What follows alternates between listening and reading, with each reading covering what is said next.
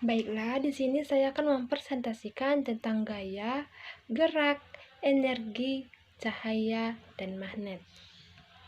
Gaya merupakan dorongan atau tarikan pada suatu benda dan dihasilkan dari interaksi benda dengan benda lainnya. Satuan gaya dalam MKS adalah Newton dan dalam CGS adalah Dyne. Akibat suatu gaya yang bekerja pada benda yaitu kecepatan dan arah gerak benda berubah, serta bentuk dan ukuran benda berubah. Macam-macam model gaya dan gerak itu ada 4. Yang pertama yaitu model jungkat-jungkit, yang kedua model ketapel, yang ketiga model traktor sederhana, dan yang keempat model neraca pegas. Terdapat juga hubungan antara gaya dan gerak, yaitu yang pertama, gaya berpengaruh terhadap gerak benda. Yang kedua, gaya menyebabkan benda bergerak atau berhenti. Yang ketiga, semakin besar gaya, semakin cepat benda bergerak. Dan yang keempat, gerak pada neraca pegas dipengaruhi oleh gaya gravitasi dan massa benda. Sekarang kita memasuki tentang energi. Energi yaitu kemampuan untuk melakukan usaha. Suatu sistem mempunyai energi atau tenaga jika sistem tersebut mempunyai kemampuan untuk melakukan usaha. Energi tidak dapat dilihat, tetapi pengaruhnya dapat dirasakan.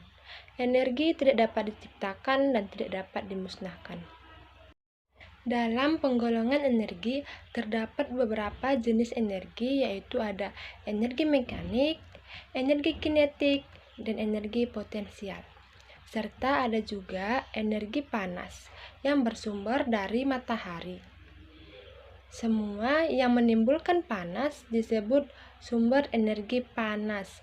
Contohnya yaitu api dan peralatan listrik yang menghasilkan panas.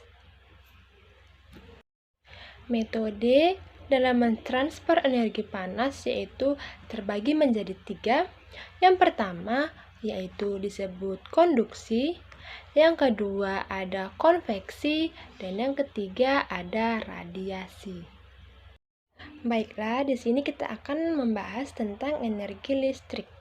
Kilat dan petir merupakan peristiwa alam yang menunjukkan adanya gejala listrik.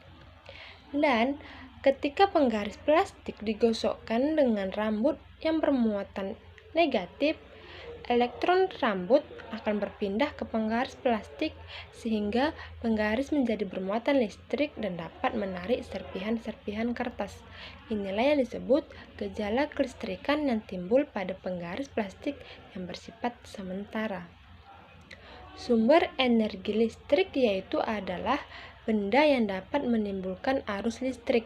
Contohnya yaitu ada baterai dan aki, generator, dan dinamo. Dan dalam energi terdapat juga perubahan energi listrik, yaitu perubahan energi listrik menjadi energi panas. Contohnya adalah setrika. Perubahan energi listrik menjadi energi gerak, yaitu contohnya adalah kipas angin. Perubahan energi listrik menjadi energi cahaya, contohnya adalah lampu. Perubahan energi listrik menjadi energi bunyi, contohnya adalah radio. Energi listrik juga berbahaya bila kita tidak hati-hati. Untuk itu, kita harus hati-hati agar tidak terjadinya korsleting yang dapat mengakibatkan kebakaran. Untuk menjaga keselamatan, sebaiknya jangan menyalakan peralatan listrik di tempat yang basah atau lembab. Gunakan alas kaki dari karet setiap kali bekerja dengan peralatan listrik, dan jika ada peralatan listrik yang rusak, jangan mencoba untuk memperbaikinya sendiri.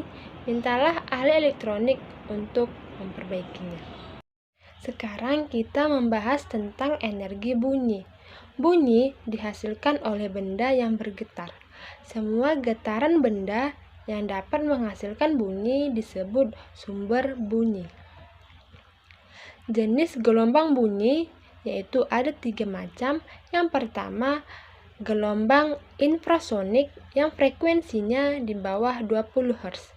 Contohnya yaitu cangkrik. Yang kedua adalah gelombang audiosonik yaitu 20 Hz sampai 20.000 Hz yang terjadi pada jangkauan pendengaran manusia normal. Dan yang ketiga yaitu gelombang ultrasonik yang frekuensinya di atas 20.000 Hz yang terjadi pada hewan kelelawar. Sekarang kita memasuki tentang energi alternatif.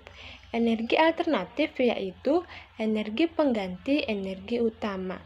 Energi yang dapat diperbaharui, tidak akan habis, serta tidak menimbulkan polusi dan kerusakan lingkungan.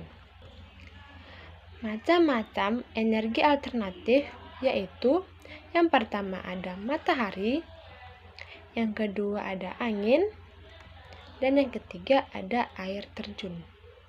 Sekarang kita memasuki tentang cahaya. Cahaya adalah perambatan gelombang yang dihasilkan oleh kombinasi medan listrik dan medan magnet. Sifat gelombang cahaya yaitu yang pertama dapat mengalami pemantulan, yang kedua dapat mengalami pembiasan, yang ketiga dapat mengalami pelenturan, yang keempat dapat dijumlahkan, yang kelima dapat diuraikan, dan yang keenam dapat diserap arah getarnya, serta yang ketujuh bersifat sebagai gelombang dan partikel. Dispersi cahaya yaitu penguraian warna-warna cahaya. Suatu berkas sinar putih bila melalui prisma akan terurai menjadi warna merah, jingga, kuning, hijau, biru, dan ungu. Penyebab dispersi cahaya adalah karena setiap warna cahaya memiliki panjang gelombang yang berbeda, sehingga sudut biasnya berbeda-beda. Gelombang elektromagnetik adalah gelombang yang dapat merambat melalui tidak ada medium. Sifat-sifat gelombang elektromagnetik dapat kita lihat sebagai berikut. Difraksi cahaya adalah pembelokan cahaya di sekitar suatu penghalang atau suatu celah.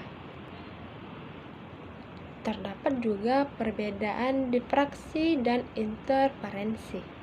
Dapat kita lihat sebagai berikut. Sekarang kita memasuki tentang magnet. Magnet merupakan bagian yang tak terpisahkan dari alat-alat elektronik dan teknik kelistrikan karena tidak sedikit konstruksi alat-alat listrik tergantung pada magnet. Contohnya yaitu dinamo listrik pada sepeda, generator pembangkit tenaga listrik, motor-motor listrik, dan alat-alat kendali listrik. Magnet ialah jenis logam yang juga dikenali dengan nama besi berani, mempunyai kuat medan yang dapat menarik butir-butir besi lain ke arahnya. Terdapat juga magnet alam. Magnet alam adalah magnet yang ada di alam tanpa campur tangan manusia dan terjadi karena pengaruh medan magnet dari planet bumi. Magnet buatan dibuat oleh manusia dari baja atau besi murni serta dari bahan paduan seperti paduan baja dengan nikel atau paduan antara aluminium, kobalt, dan nikel. Jenis-jenis magnet berdasarkan bahan yaitu ada ferromagnetik, diamagnetik, paramagnetik, dan non-magnetik. Dan berdasarkan bentuk yaitu ada magnet batang, magnet jarum, magnet silinder, dan magnet U. Kutub magnet yaitu ada dua. Yang pertama ada kutub utara dan yang kedua ada kutub selatan.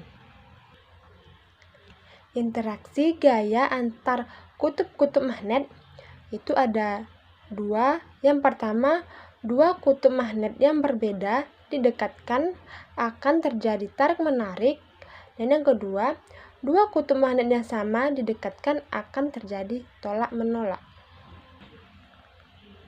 Terima kasih.